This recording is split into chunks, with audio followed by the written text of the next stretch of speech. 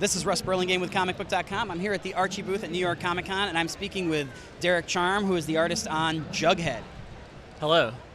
Now, I think one of the big things about this book is you came in and you had a hard act to follow because the first arc was beloved, and obviously Erica is a rising star right now. Was it a little daunting kind of coming into New Riverdale under those circumstances? Yeah, it sort of was. I mean, for sure, it was. Luckily, the first storyline took place out of town, and so I feel like it was just Archie and Jughead, so I kind of got to ease into the crew. But yeah, it was everyone was like really supportive about about me doing something like my own thing for that storyline, so it helped.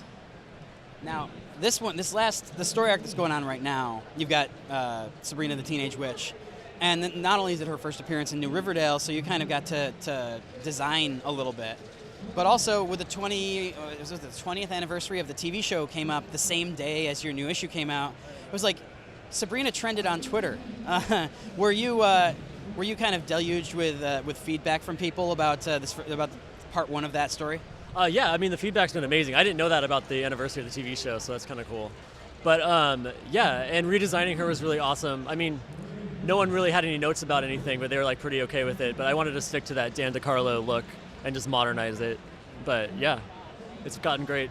It's like support. What is your favorite part of this book? Because obviously Jughead is kind of an interesting animal even within New Riverdale, because with Jughead comes the almost kind of Scrubs style, like, you know, you can have the Jughead space adventures and you can have the hamburger hallucinations and things like that.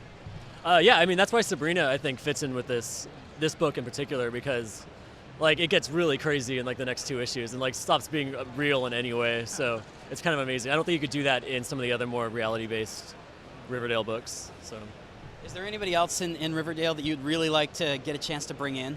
I really love Reggie. I try to use him as often as possible, and Ryan has been like writing him into every issue as much as possible. So I just like that he's like a little jerk and that he just hangs out with everybody anyway. It's pretty great. Now you kind of bridge the gap between Chip and Ryan coming in. Is there kind of a difference in the way that like it's being approached now? Not as far as art goes, because they are both like, they have their differences, but they're both like comedy writers.